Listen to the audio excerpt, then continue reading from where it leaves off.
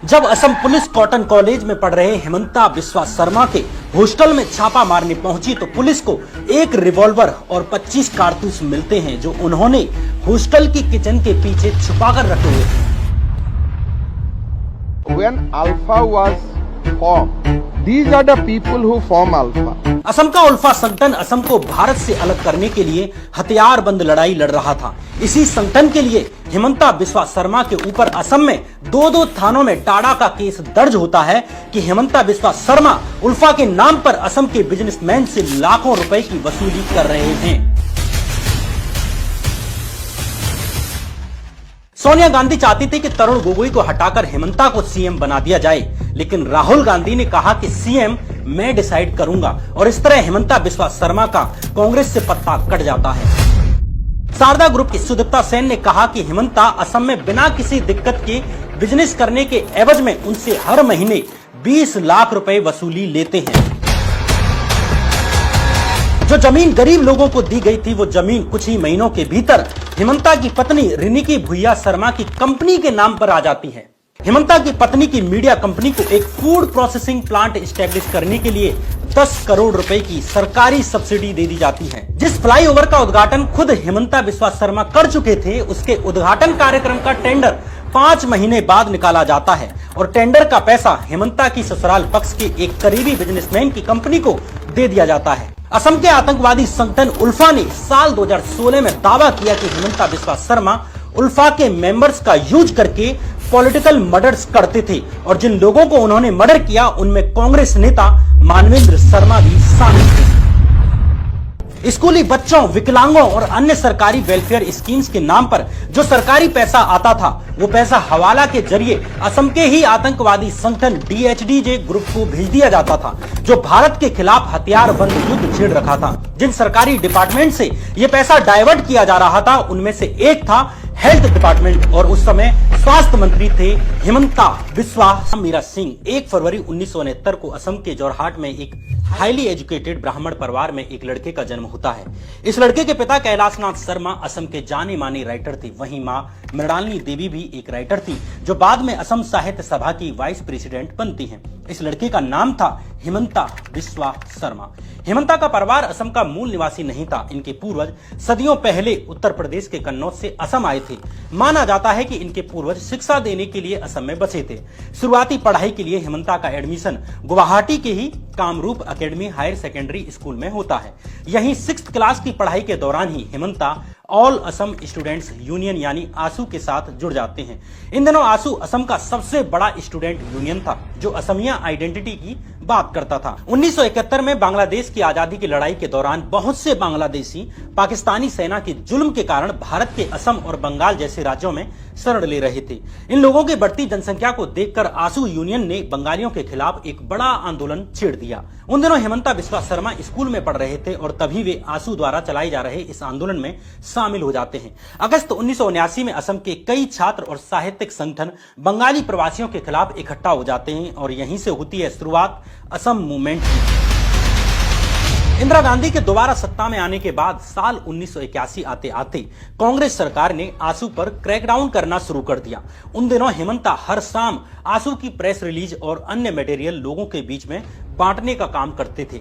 इसी दौरान हेमंता बिस्वा शर्मा आसू चीफ और असम मूवमेंट के फेस प्रफुल्ल कुमार महंत और उनके ही सहयोगी भृगु कुमार फुकन के कांटेक्ट में आते हैं और उनके इंपोर्टेंट काम करना शुरू कर देते हैं। इस तरह असम नेशनलिज्म के ये दोनों फेस हेमंता के शुरुआती मेंटर बन जाते हैं। साल 1985 में कांग्रेस गवर्नमेंट और आसू संगठन के बीच समझौता हो जाता है जिसे असम एकॉर्ड भी कहा जाता है। इस समझौते के साथ ही आसू का जो असम मूवमेंट था वो खत्म हो जाता है। इस वक्त तक हेमंता बिस्वा शर्मा भी स्कूल से पास आउट होकर गुवाहाटी के ही कॉटन कॉलेज में एडमिशन ले लेते हैं। यहाँ हेमंता 3 बार असम कॉलेज की स्टूडेंट यूनियन के जनरल सेक्रेटरी बनते हैं और इसी दौरान असम में United liberation front of Assam यानी उल्फा नाम के एक मिलिटेंट ऑर्गेनाइजेशन की शुरुआत होती है जो असम के लोगों के लिए एक अलग देश बनाने की मांग करता है। ये लोग हथियारबंद क्रांति में यकीन करते थे और 1990 आते आते इनका असम में काफी इन्फ्लुएंस बढ़ जाता है। साल 1990 में भारत सरकार ने उल्फा को एक टेररिस्ट ऑर्गेनाइजेशन घोषित करते हुए इस पर बैन लगा दिया। अब आप सोच रहे होंगे कि हेमंता की कहानी में यह आतंकवादी संगठन उल्फा की बात कहां से आ गई, जो भारत को तोड़ने की बात करता था और अलग से असम देश बनाने की बात करता था। दरअसल साल 1991 में, यानी जब हेमंता बिस्वा शर्मा कॉटन कॉलेज में स्टूडेंट पॉलिटिक्स कर रहे थे, तभी उन पर आरोप लगते हैं कि वे आतंकवादी संगठन उल्फा के लिए शहर के बिजनेसमैन से लाखों रुपए की वसूली कर रहे हैं। इस तरह 1 जनवरी 1991 के दिन हेमंता के खिलाफ गुवाहाटी के पान बाजार पुलिस स्टेशन में terrorist and disruptive activities prevention act यानी कि टाडा का केस दर्ज हो जाता है। हेमंता पर यह भी आरोप लगता है कि जब पुलिस उनके कॉलेज के हॉस्टल की तलाशी लेने के लिए गई तो उसे वहां पर एक रिवॉल्वर और 25 कारतूस मिलते हैं, जो उन्होंने एक किचन के पीछे छुपाकर रखे हुए थे। इसके लिए उन पर आर्म्स एक्ट की धाराएं भी लगती हैं। 28 मार्च 1991 के दिन हेमंता पर दोबारा से चांदमारी पुलिस स्टेशन में टाडा का केस दर्ज किया जाता है। इस बार हेमंता पर आरोप लगा कि वो मारपीट और जान से मारने की धमकी देकर ग्रेटर गुवाहाटी के कुछ बिजनेसमैन और कुछ सरकारी ऑफिसर से भी पैसे वसूल रहे हैं उल्फा के नाम पर। इस बार असम पुलिस ने हेमंता को अरेस्ट कर लिया और 15 दिन पुलिस कस्टडी में रखा। दरअसल असम मूवमेंट के बाद आंसू के कई मेंबर्स उल्फा में जाकर मिल जाते हैं और कई लोगों का दावा है कि इसी दौरान हेमंता बिस्वा शर्मा भी उल्फा की ग्राउंड एक्टिविटीज में इन्वॉल्व हो गए और उन पर केस दर्ज हुए। शुरुआती जांच में हेमंता बिस्वा शर्मा द्वारा उल्फा के नाम पर डरा धमकाकर और मारपीट करके 90 लाख रुपए से भी अधिक वसूली करने की बात सामने आई। हालांकि कुछ दिन बाद ही हेमंता बिस्वा जमानत पर जेल से बाहर आ जाते हैं। जब हेमंता बिस्वा शर्मा इन टाडा केसेज में फंसे हुए थे, उसी समय फरवरी 1991 में ही पॉपुलर कांग्रेस लीडर मानवेंद्र शर्मा की दिन दहाड़े हत्या कर दी जाती है। मानवेंद्र शर्मा के मर्डर में भी हेमंता बिस्वा शर्मा का नाम सामने आया। असम के पूर्व चीफ मिनिस्टर प्रफुल्ल कुमार महंत ने साल 2019 में दावा किया कि हेमंता ने उल्फा के साथ मिलकर मानवेंद्र शर्मा का मर्डर किया था और इसी कारण उन्हें आंसू से बाहर निकाला गया था। उल्फा के फैक्शन यानी उल्फा आई ने भी 2016 में दावा किया कि हेमंता बिस्वा शर्मा उल्फा के मेंबर्स का यूज करके पॉलिटिकल मर्डर्स करते थे और जिन लोगों को उन्होंने मर्डर किया उनमें मानवेंद्र शर्मा भी शामिल थे। इस तरह साल 1991 में हेमंता 2 टाडा केसेज और 1 पॉलिटिकल मर्डर केस में फंस चुके थे। इसलिए हेमंता ने छात्र संघ छोड़कर असम के चीफ मिनिस्टर हितेश्वर सेकिया की शरण ले ली। इस तरह साल 1993 में हेमंता आंसू छोड़कर कांग्रेस में शामिल हो जाते हैं, जबकि आंसू कांग्रेस पार्टी की घोर विरोधी थी। लेकिन खुद पर चल रहे कई केसेज के कारण हेमंता ने कांग्रेस का ही चोला पहन लिया। असम के चीफ मिनिस्टर हितेश्वर सेकिया भी हेमंता के ग्राउंड नेटवर्क और लॉयल कैडर बेस से काफी प्रभावित थे और उन्होंने उन्हें नर्चर करना शुरू कर दिया। इसलिए हेमंता बिस्वा शर्मा हितेश्वर सेकिया को अपना पॉलिटिकल गुरु भी मानते हैं। इंटरेस्टिंगली साल 1996 आते आते हेमंता से जुड़े टाडा के दोनों ही मामलों के रिकॉर्ड्स चांदमारी और पान बाजार पुलिस स्टेशनों से रहस्यमयी तरीके से गायब हो जाते हैं। यहां तक कि इस केस की केस डायरी भी पुलिस स्टेशन से गायब हो जाती है। इस तरह हेमंता से जुड़े टाडा के इन दोनों मामलों की जांच ठप हो जाती है। गुवाहाटी कोर्ट ने भी इस मामले में उतनी सक्रियता नहीं दिखाई। कमाल की बात यह रही कि हेमंता बिस्वा शर्मा पर कोर्ट को प्रभावित करने के भी एलिगेशंस लगे। साल 2005 में गुवाहाटी के एक न्यूज़पेपर अजीर दैनिक बटोरी ने एक आर्टिकल पब्लिश करते हुए दावा किया कि माननीय जज भी हेमंता बिस्वा शर्मा की मुट्ठी में है। इस वक्त तक हेमंता असम की कांग्रेस सरकार में एक पावरफुल मंत्री बन चुके थे। इस आर्टिकल में कहा गया कि टाडा केसेस से रिलेटेड एक इंपोर्टेंट पीआईएल पर सुनवाई करने वाली बेंच में शामिल जस्टिस पीजी अग्रवाल की बेटी और दामाद की कंपनी को सरकार ने सस्ती कीमत पर 20 बीघा जमीन दी है। इस कंपनी में जस्टिस अग्रवाल के भी 18,000 शेयर्स थे, जिनकी 1.80 लाख रुपए की कीमत थी। कंपनी को यह जमीन उस समय दी गई जब जस्टिस पीजी अग्रवाल हेमंता से जुड़ी पीआईएल पर सुनवाई कर रहे थे और कमाल की बात यह रही कि इस पीआईएल को उन्होंने खारिज कर दिया। आगे साल 2010 में एक्टिविस्ट अखिल गोगोई ने इन दोनों टाडा केसेज की केस डायरीज ढूंढ निकालने का दावा किया, जिनमें हेमंता और उनके सहयोगियों के इकबालिया बयान भी शामिल थे। एक कन्फेशन में हेमंता ने कहा था कि उनके उल्फा के साथ लिंक्स हैं और वे एक्सटॉर्शन में मिलिटेंट्स की हेल्प करते हैं। अखिल गोगोई ने हेमंता पर इन केस डायरीज को चुराने का आरोप भी लगाया। उन्होंने दावा किया कि हेमंता ने इन केस डायरीज को अपने एक फ्रेंड के पास रखा हुआ था, जहां से उन्हें ये मिली हैं। साल 2011 में उल्फा ने भी दावा किया कि हेमंता बिस्वा शर्मा उसके मेंबर्स थे और उन्हें कायरता और नॉलेज की कमी के कारण उल्फा छोड़ना पड़ा। इसी तरह साल 2010 में उल्फा के मेंबर रहे कमलनाथ ने दावा किया कि हेमंता ने उन्हें जमानत दिलाने में हेल्प की थी। हालांकि खुद हेमंता बिस्वा शर्मा उल्फा के साथ संबंधों से इनकार करते हैं और इन दोनों मामलों को फर्जी बताते हैं। हेमंता का कहना है कि वो और उनके दोस्त पुलिस और आर्मी द्वारा अरेस्ट किए जाने वाले लोगों को लीगल एड प्रोवाइड करते थे और उन्हें इंडियन आर्मी द्वारा ह्यूमन राइट्स वायलेशंस का विरोध करने के लिए झूठे केसेज में फंसाया गया था। कुल मिलाकर टाडा के 2 केसेज और 1 मर्डर केस में आरोप लगने के बाद हेमंता कांग्रेस की सवारी में आ गए और उन्हें तत्कालीन सीएम हितेश्वर सेकिया का खूब साथ मिलता है। साल 1996 में असम में विधानसभा चुनाव शुरू हो जाते हैं और इन चुनावों में हेमंता बिस्वा शर्मा जलुकबाड़ी सीट से कांग्रेस की टिकट पर खड़े होते हैं।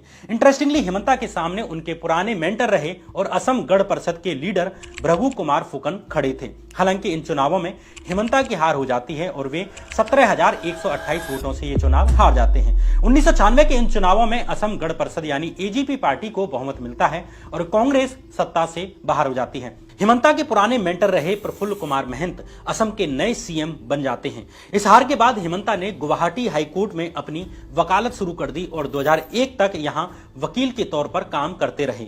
साल 2001 में एक बार फिर से असम में चुनाव आ जाते हैं और कांग्रेस एक बार फिर से हेमंता को जलुकबाड़ी सीट से चुनाव लड़ाती है। इस बार हेमंता ने अपने पुराने मेंटर भृगु कुमार फुकन को 10,000 वोटों से भी अधिक से हरा दिया। 2001 के असम चुनावों में कांग्रेस को बहुमत मिलता है और तरुण गोगोई असम के नए चीफ मिनिस्टर बन जाते हैं। हितेश्वर सेकिया की तरह ही हेमंता असम के नए चीफ मिनिस्टर तरुण गोगोई के भी क्लोज थे। जब साल 2002 में तरुण गोगोई ने अपने मंत्रालय का विस्तार किया तो हेमंता को मिनिस्टर ऑफ स्टेट बना दिया यानी जूनियर मिनिस्टर बना दिया। इस तरह धीरे धीरे हेमंता बिस्वा शर्मा तरुण गोगोई के राइट हैंड मैन बन जाते हैं। इस समय तक कांग्रेस का भी हेमंता पर भरोसा बढ़ चुका था, इसलिए साल 2006 के असम असेंबली इलेक्शंस में तरुण गोगोई के साथ साथ हेमंता को भी बड़ी जिम्मेदारी दी जाती है। एक बार फिर इन चुनावों में कांग्रेस ने जीत दर्ज की और कांग्रेस को असम चुनाव जिताने में हेमंता की बड़ी भूमिका सामने आई। तरुण गोगोई ने भी हेमंता पर भरोसा जताते हुए उन्हें फाइनेंस और हेल्थ जैसी इंपोर्टेंट मिनिस्ट्रीज दे दी। धीरे धीरे तरुण गोगोई गवर्नमेंट में हेमंता बिस्वा शर्मा सभी जरूरी चीजों को हैंडल करने लगते हैं। सीएम की जगह अब वे खुद यानी हेमंता ही एमएलएज को हैंडल करने लगे। प्रैक्टिकली हेमंता बिस्वा शर्मा ही असम के सुपर सीएम की तरह सरकार को रन कर रहे थे। इसी बीच अक्टूबर 2008 में असम में सीरियल ब्लास्ट होते हैं और इन ब्लास्ट के लिए आसू समेत कई संगठनों ने इस्लामिस्ट टेरर ग्रुप यानी हुजी को रेस्पॉन्सिबल ठहराना शुरू कर दिया, लेकिन हेमंता बिस्वा शर्मा ने इसका विरोध किया। हेमंता ने इन ब्लास्ट के लिए बोडो टेरर ग्रुप यानी एनडीएफबी को जिम्मेदार ठहराया और बाद में ये सच भी निकला। तरुण गोगोई की कांग्रेस सरकार में मंत्री बनने के बाद हेमंता पर कई घोटालों में आरोप लगने लगे। साल 2009 में नॉर्थ कछार हिल्स ऑटोनमस काउंसिल यानी एनसीएचसी में हुए 1,000 करोड़ रुपए के टेरर फंडिंग स्कैम में भी हेमंता बिस्वा शर्मा का नाम उछला। इस स्कैम में आरोप लगा कि पॉलिटिशियंस, ब्यूरोक्रेट्स और मिलिटेंट्स के नेक्सस ने सरकारी पैसे को हवाला के जरिए मिलिटेंट ग्रुप डिमा हालम दाहो गाह यानी डीएचडी-जे ग्रुप को डाइवर्ट किया है। जांच एजेंसी एनआईए ने अपनी चार्जशीट में दावा किया कि साल 2006 से 2009 के बीच स्कूली बच्चों, विकलांगों और अन्य सरकारी वेलफेयर स्कीम्स के लिए जो पैसा एनसीएचसी के पास आया उन पैसों को हवाला के जरिए डीएचडी-जे ग्रुप को भेज दिया गया, जिसने इन पैसों से हथियार खरीदे और इन हथियारों का इस्तेमाल भारत के खिलाफ युद्ध छेड़ने और आम लोगों और सिक्योरिटी फोर्सेज पर हमला करने के लिए किया। जिन सरकारी डिपार्टमेंट के पैसे का हेरफेर हुआ उसमें हेल्थ डिपार्टमेंट भी शामिल था। उस समय हेमंता बिस्वा शर्मा हेल्थ मिनिस्टर थे। हालांकि तत्कालीन कांग्रेस सरकार के दबाव के कारण एनआईए और सीबीआई ने असम सरकार के मंत्रियों को इस जांच से बाहर रखा। इस तरह हेमंता भी इस मामले में जांच से बच जाते हैं। जून 2010 में आरटीआई एक्टिविस्ट अखिल गोगोई ने आरोप लगाया कि इस स्कैम के मुख्य आरोपी आरएच खान ने हेमंता को एक लग्जरी कार गिफ्ट की थी।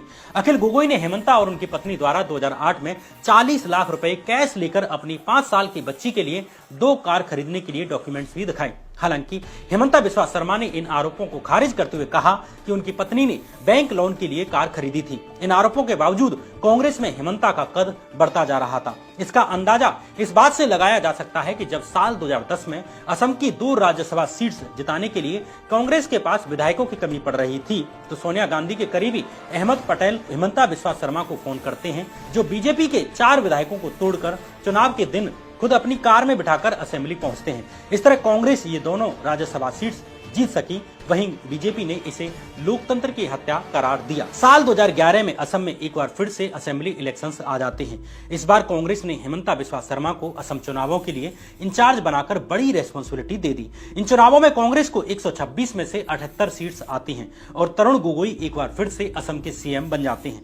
लेकिन इस समय तक साफ हो गया था कि हिमंता बिस्वा शर्मा ही तरुण गोगोई के उत्तराधिकारी हैं और उनके बाद अगले सीएम वे ही बनेंगे। वहीं दूसरी तरफ तरुण गोगोई को भी दिखने लगा था कि हिमंता बिस्वा शर्मा की पॉपुलैरिटी बढ़ती जा रही है और वो उनसे भी ज्यादा पॉपुलर हो रहे हैं। इस बीच 2012 में असम कांग्रेस के भीतर ही ऑर्गेनाइजेशनल इलेक्शंस होते हैं, यानी कांग्रेस के संगठन के भीतर इलेक्शंस होते हैं। इंटरेस्टिंगली इन चुनावों में सीएम तरुण गोगोई के कैंडिडेट्स हार जाते हैं और हिमंता बिस्वा शर्मा के समर्थन वाले कैंडिडेट्स जीत जाते हैं। यहां से दोनों के बीच सीधा टकराव शुरू हो जाता है। ये साफ था कि अब हिमंता बिस्वा शर्मा खुद सीएम बनना चाहते हैं, लेकिन तरुण गोगोई उनके बजाय अपने बेटे गौरव गोगोई को आगे करना चाहते थे। इस तरह तरुण गोगोई और हिमंता के बीच लड़ाई खुलकर सामने आ जाती है। हिमंता को कांग्रेस के अहमद पटेल और दिग्विजय सिंह जैसे नेताओं का सपोर्ट भी मिल रहा था। तरुण गोगोई को सीएम पद से हटवाने के लिए हिमंता कई बार राहुल गांधी और सोनिया गांधी से मिलते हैं। सोनिया गांधी चाहती थी कि तरुण गोगोई को हटाकर हिमंता को सीएम बना दिया जाए, लेकिन राहुल गांधी तरुण गोगोई को सीएम बने रहने देना चाहते थे। राहुल गांधी ने साफ कर दिया कि वो डिसाइड करेंगे कि सीएम कौन बनेगा। कांग्रेस के सीनियर लीडर रहे गुलाम नबी आजाद ने भी हिमंता मामले पर अपनी ऑटोबायोग्राफी में बताया है कि सोनिया गांधी जी ने मुझसे कहा था कि हिमंता बिस्वा शर्मा के पास क्लियर मेजोरिटी है और वो नए सीएम बनने चाहिए। उन्होंने मुझे अगले दिन असम जाकर उन्हें सीएम बनाने की फॉर्मेलिटी पूरी करने के लिए कहा, लेकिन शाम को राहुल गांधी ने फोन करके मुझे अगली सुबह अपने आवास पर बुलाया। जब मैं वहां पहुंचा तो तरुण गोगोई और उनके बेटे गौरव गोगोई उनके साथ बैठे हुए थे। राहुल गांधी ने हमसे साफ कह दिया कि लीडरशिप में कोई बदलाव नहीं होगा। हमने उनसे कहा कि हिमंता के पास एमएलएज की मेजोरिटी है और वो बगावत करके पार्टी छोड़ देंगे। इस पर राहुल गांधी ने कहा कि उन्हें जाने दो। हालांकि हिमंता ने तब भी कांग्रेस नहीं छोड़ी, लेकिन पार्टी में बगावत के कारण कांग्रेस ने भी हिमंता को लगातार किनारे करना शुरू कर दिया। इसी बीच साल 2013 में वेस्ट बंगाल के शारदा चिटफंड स्कैम में हिमंता बिस्वा शर्मा का नाम सामने आने लगता है। दरअसल शारदा ग्रुप वेस्ट बंगाल और अन्य कई स्टेट्स में पॉन्जी स्कीम्स चला रहा था। इस स्कैम में कई बड़े पॉलिटिशियंस और सेलिब्रिटीज का नाम सामने आया, जिनमें हिमंता बिस्वा शर्मा भी शामिल थी। साल 2013 में शारदा ग्रुप की चीफ सुदीप्ता सेन ने सीबीआई को लिखे लेटर में आरोप लगाया कि हिमंता बिस्वा शर्मा ने उन्हें चीट किया और उनसे 3 करोड़ रुपए लिए थे। इकोनॉमिक टाइम्स की रिपोर्ट के अनुसार सुदीप्ता सेन ने आरोप लगाया कि हिमंता असम में बिना किसी दिक्कत के बिजनेस करने के एवज में उनसे हर महीने 20 लाख रुपए वसूलते हैं। शारदा चिटफंड स्कैम में नाम आने के वक्त हिमंता कांग्रेस में ही बने हुए थे। ये वो दौर था जब नरेंद्र मोदी का उभार हो रहा था। 2014 लोकसभा चुनाव के प्रचार के दौरान हिमंता ने नरेंद्र मोदी पर अटैक करते हुए कहा कि गुजरात में पानी की पाइपों से मुसलमानों का खून बहता है। हम एनआरसी को रिजेक्ट करते हैं, हिंदू मुस्लिम्स की पॉलिटिक्स को रिजेक्ट करते हैं और हिंदू मुस्लिम के नाम पर वोट नहीं मांगते। जब हिमंता के इस बयान पर विवाद हुआ तो हिमंता ने अपने ट्विटर पर बाकायदा लिखा कि वे हार्डकोर कांग्रेसमैन हैं। हालांकि इन चुनावों में भाजपा की जीत हो जाती है और नरेंद्र मोदी देश के नए प्रधानमंत्री बन जाते हैं। नरेंद्र मोदी के केंद्र में आते ही अगस्त 2014 में सीबीआई ने हिमंता बिस्वा शर्मा के घर पर और उनकी पत्नी के न्यूज चैनल पर छापा मार दिया। हिमंता से घंटों पूछताछ की जाती है। इस छापे के बाद हिमंता बिस्वा शर्मा ने कहा कि वे तब तक इलेक्शन नहीं लड़ेंगे जब तक कि उनका नाम इस केस से क्लियर नहीं हो जाता। इधर हिमंता को कांग्रेस में पहले ही साइडलाइन कर दिया जा रहा था और दूसरी तरफ वे इस स्कैम में घिर गए। इन परिस्थितियों में हिमंता ने बीजेपी और आरएसएस के नेताओं जैसे राम माधव से संपर्क साधना शुरू कर दिया। 2015 आते आते हिमंता का बीजेपी में शामिल होना फाइनल हो जाता है। जुलाई 2015 में हिमंता भाजपा ज्वाइन करने के लिए दिल्ली पहुंचते हैं, लेकिन हिमंता के बीजेपी में आने से हर कोई खुश नहीं था। हिमंता के भाजपा ज्वाइन करने से ठीक पहले ही असम बीजेपी के लीडर सर्बानंद सोनोवाल और जूनियर होम मिनिस्टर किरण रिजिजू एक प्रेस कॉन्फ्रेंस करते हैं, जिनमें हिमंता पर लुई बर्जर घोटाले में शामिल होने का आरोप लगाते हैं। कंपनी ने अमेरिका की एक कोर्ट को बताया था कि उसने गोवा और असम में वाटर मैनेजमेंट कंसल्टेंसी प्रोजेक्ट्स पाने के लिए अधिकारियों और एक मिनिस्टर को करोड़ों रुपए की रिश्वत दी थी।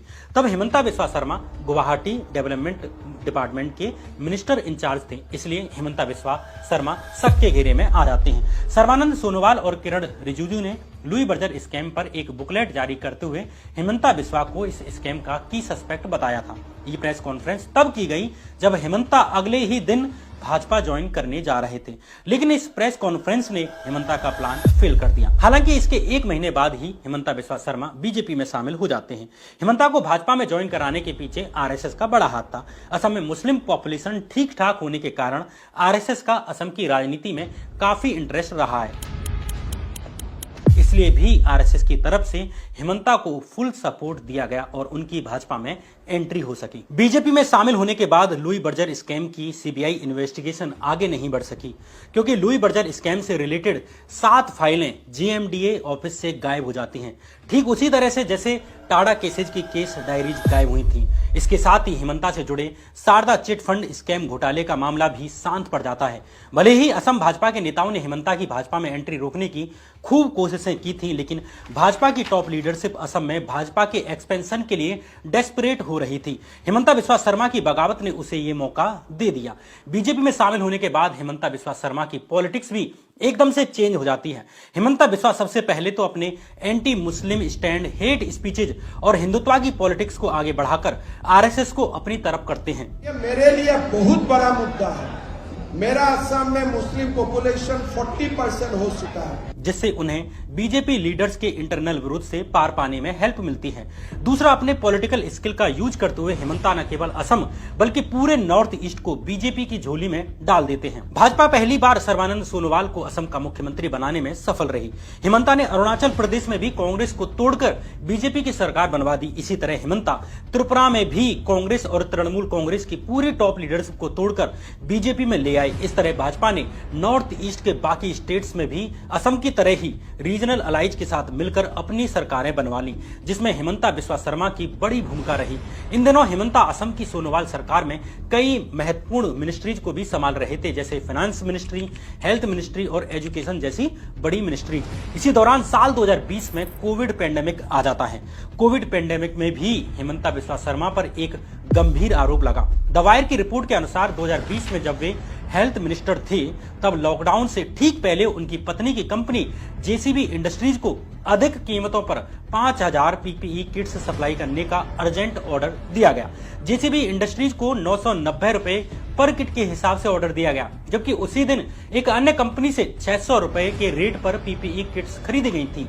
इसमें भी इंटरेस्टिंग बात यह कि हेमंता की पत्नी की कंपनी को पीपीई किट बनाने का पहले कोई एक्सपीरियंस नहीं था। ये कंपनी अपना ऑर्डर भी पूरा नहीं कर पाई और इसने मात्र 1485 पीपीई किट्स सप्लाई की। इसके कारण ये अर्जेंट ऑर्डर कैंसिल भी करना पड़ा। कोविड पेंडेमिक के बीच ही मार्च और अप्रैल 2021 में असम में असेंबली इलेक्शंस होते हैं। भाजपा ने इस बार का असम इलेक्शन हेमंता की लीडरशिप में ही लड़ा और हेमंता इस भरोसे पर पूरी तरह खरे उतरे। बीजेपी एक बार फिर 60 सीटें जीतने में कामयाब रही और राज्य में अपने अलायंस की मदद से भाजपा की सरकार बन जाती है और इस तरह हेमंता बिस्वा शर्मा पहली बार असम के मुख्यमंत्री बन जाते हैं। दिसंबर 2021 में द वायर और Guwahati based news portal the cross current ने एक इन्वेस्टिगेटिव रिपोर्ट पब्लिश की। इस रिपोर्ट में दावा किया गया कि हेमंता बिस्वा शर्मा की पत्नी रिनिकी भुइयां शर्मा की रियल एस्टेट कंपनी यानी आरबीएस रियल्टर्स प्राइवेट लिमिटेड ने 18 एकड़ जमीन को इलीगली ऑक्यूपाई किया है। सरकार ने ये भी जमीन लैंडलेस इंडिविजुअल्स और इंस्टीट्यूशंस को दी थी, जिसे 10 साल तक खरीदा बेचा नहीं जा सकता था। लेकिन कुछ ही महीनों के बाद ही गवर्नमेंट रूल्स का वायलेशन करते हुए आरबीएस रियल्टर्स ने ये जमीन खरीद ली। इसमें से 6.89 एकड़ यानी 1/3 जमीन गुवाहाटी एयरपोर्ट और टैक्स सिटी से सटी हुई है, जो प्राइम लोकेशन है। इस रिपोर्ट के अनुसार इसमें से अधिकांश जमीन 2006 और 7 और 2009 में खरीदी गई, जब हेमंता बिस्वा शर्मा तरुण गोगोई के नेतृत्व वाली कांग्रेस गवर्नमेंट में पावरफुल मिनिस्टर थे और उनकी पत्नी रिनिकी भुइयां शर्मा इस कंपनी की डायरेक्टर थी। माना जाता है कि RBS realtors private limited company के नाम में जो आरबीएस है वो रिनिकी भुइयां शर्मा का शॉर्ट फॉर्म है। साल 2009 में रिनिकी भुइयां शर्मा ने कंपनी का डायरेक्टर पद छोड़ दिया। बाद में कंपनी का नाम आरबीएस रियल्टर्स से बदलकर वशिष्ठ रियल्टर्स कर दिया गया। साल 2017 में कंपनी के शेयर्स रिनिकी भुइयां शर्मा की मां मीना भुइयां को ट्रांसफर कर दिए गए, जो उन्होंने 2019 में हेमंता बिस्वा शर्मा के बेटे नांदिल बिस्वा शर्मा के 18 साल पूरे होने पर उन्हें ट्रांसफर कर दिए। इनके जरिए नांदिल बिस्वा शर्मा के पास इस कंपनी में 15.9% हिस्सेदारी है और वो इलीगल तरीके से खरीदी गई जमीन के हिस्सेदार हैं। हालांकि कंपनी ने रिपोर्ट में लगाए गए सभी आरोपों को खारिज करते हुए कहा कि उसने कोई भी कानून तोड़े बिना ये जमीनें खरीदी हैं। ये हेमंता बिस्वा शर्मा और उनकी फैमिली पर लगा एकमात्र आरोप नहीं था। अप्रैल 2023 में द वायर और द क्रॉस करंट ने ही एक और रिपोर्ट पब्लिश की। इस रिपोर्ट के अनुसार हेमंता सरकार ने गुवाहाटी में एक फ्लाईओवर का इनॉग्रेशन करने के 5 महीने बाद अपने ही एक क्लोज आदमी की कंपनी को इसके इनॉग्रेशन का ही टेंडर जारी कर दिया। वायर की रिपोर्ट के अनुसार हेमंता बिस्वा शर्मा ने 4 नवंबर 2021 को गुवाहाटी में 2 लेन फ्लाईओवर का इनॉग्रेशन किया था, जिसका चौतरफा प्रचार किया गया। लेकिन इंटरेस्टिंगली हेमंता बिस्वा शर्मा की सास और उनके परिवार से संबंधित कारोबारी भास्कर शर्मा की कंपनी को इस इनॉग्रेशन के 5 महीने बाद यानी मई 2022 में इस फ्लाईओवर के इनॉग्रेशन का दोबारा से टेंडर जारी कर दिया। मतलब जिस पुल का उद्घाटन हो चुका है उसके ही उद्घाटन का दोबारा से टेंडर 5 महीने बाद अपने ही एक जानकार को दे दिया गया और इसके लिए कंपनी को बाकायदा 45,94,000 रुपए दिए गए। ये टेंडर पीडब्ल्यूडी डिपार्टमेंट ने ही जारी किया था और उस समय हेमंता ही पीडब्ल्यूडी मिनिस्टर थे। वायर ने अपनी रिपोर्ट में सवाल उठाया कि क्या हेमंता के डिपार्टमेंट ने सिर्फ टिक लगाने के लिए ही इतने दिनों बाद टेंडर निकाला है, जबकि काम तो पहले ही हो चुका है, या पीडब्ल्यूडी डिपार्टमेंट किसी को बचाना चाहता है। हेमंता के असम का सीएम रहते हुए उनकी पत्नी और परिवार को फायदा पहुंचाने के और भी आरोप लगे हैं। सितंबर 2023 में हेमंता की पत्नी रिनिकी भुइयां शर्मा की media company pride east entertainment private limited को एक फूड प्रोसेसिंग प्लांट एस्टेब्लिश करने के लिए 10 करोड़ रुपए की गवर्नमेंट सब्सिडी मिली। इसी तरह फरवरी 2024 में द वायर और द क्रॉस करंट ने एक बार फिर आरटीआई में मिली जानकारी पर आधारित अपनी रिपोर्ट में दावा किया कि हेमंता बिस्वा शर्मा गवर्नमेंट के खर्चे से चार्टर फ्लाइट्स करके बीजेपी की मीटिंग्स में, उनकी रैलीज में और दूसरे लोगों की शादियों में जाते हैं। हेमंता पर यह आरोप तब लगा जब बीजेपी राज में असम गवर्नमेंट का कर्ज 41,963 करोड़ रुपए से बढ़कर 1.26 लाख करोड़ रुपए हो चुका है। बीजेपी ज्वाइन करने के बाद हेमंता बिस्वा शर्मा की पॉलिटिक्स में एक और बड़ा चेंज आया। जहां कांग्रेस में रहते हुए वे सेक्युलर इंडिया की बात करते थे और नरेंद्र मोदी के खिलाफ बयान देते थे, वे ही हेमंता भाजपा में आने के बाद नरेंद्र मोदी से भी अधिक एंटी मुस्लिम स्टैंड लेने लगे और खुद को हिंदुत्व के पोस्टर बॉय के तौर पर दिखाना शुरू कर देते। भारत में तो जब भारत में जो भी आज का दिन में मुसलमान है उनका दादा परदादा तो हिंदू ही था। It is a matter of fact, it is a matter of record. Hemanta अपने स्टेट की हर प्रॉब्लम का ठीकरा इमिग्रेंट मुस्लिम्स के सिर पर फोड़ने लगे। कभी उन पर लैंड जिहाद का आरोप लगाते हैं तो कभी फर्टिलाइजर जिहाद और कभी फ्लड जिहाद का भी आरोप लगाते हैं। जुलाई 2023 में जब गुवाहाटी में टमाटर और बाकी सब्जियों की कीमतें बढ़ने लगी तो हेमंता बिस्वा शर्मा ने कहा कि कीमतें बढ़ने के लिए मियां सब्जी वाले जिम्मेदार हैं, जो गांव से कम कीमत में सब्जी खरीद कर गुवाहाटी में अधिक कीमत पर बेचते हैं। जून 2023 में हेमंता ने मुस्लिम फार्मर्स पर ज्यादा फर्टिलाइजर इस्तेमाल करने का दावा करते हुए उन पर फर्टिलाइजर जिहाद का आरोप लगाया और कहा कि अधिक फर्टिलाइजर इस्तेमाल करने से किडनी और दिल की बीमारियां हो रही हैं। इसी तरह अगस्त 2024 में जब गुवाहाटी में फ्लड्स आईं तो हेमंता बिस्वा शर्मा ने एक मुस्लिम द्वारा खोली गई university of science and technology Meghalaya को इसके लिए रिस्पॉन्सिबल ठहराते हुए इस पर फ्लड जिहाद का आरोप लगा दिया और यूनिवर्सिटी के 3 गुंबद वाले मेन गेट को जिहाद का प्रतीक बताया। दरअसल यूएसटीएम यूनिवर्सिटी मेघालय असम बॉर्डर पर मौजूद है। हेमंता ने यूएसटीएम यूनिवर्सिटी पर जंगलों को काटने का आरोप लगाते हुए कहा कि असम की बाढ़ के लिए यूएसटीएम यूनिवर्सिटी जिम्मेदार है।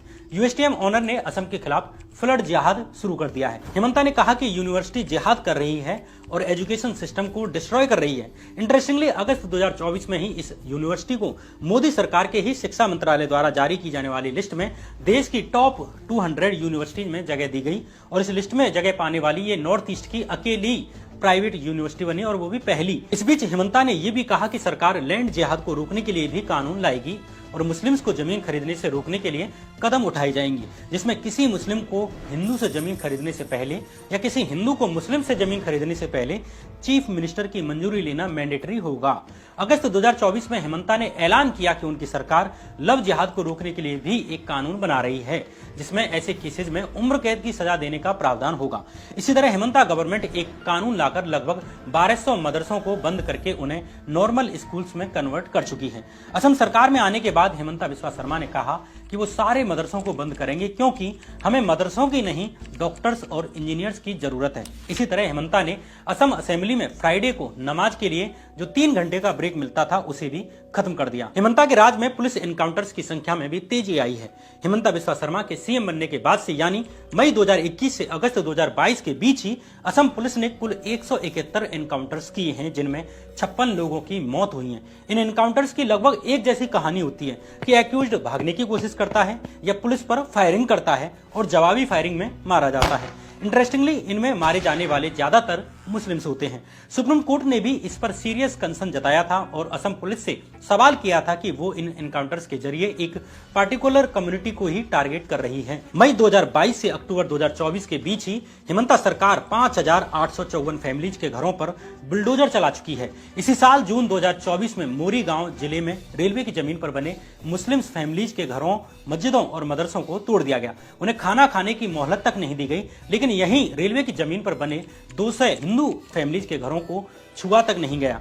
दरअसल असम में 35% मुस्लिम आबादी है, जिनमें से मोस्टली बंगाली ओरिजिन के मुस्लिम्स हैं। इनमें से बहुत से लोग आजादी के बाद भारत आए थे और कुछ लोग बांग्लादेश की आजादी के समय हुए संघर्ष के कारण यहां आकर बस गए। बीजेपी के एंट्री से पहले ही असम की पॉलिटिक्स असमीज बनाम बंगाली इमिग्रेंट्स की आइडेंटिटी के आसपास ही रही है, जिसमें मूल असमीज लोगों को बंगाली ओरिजिन के हिंदू और मुस्लिम दोनों इमिग्रेंट से दिक्कत थी। असम मूवमेंट इन्हीं लोगों को बाहर निकालने के लिए ही हुआ था।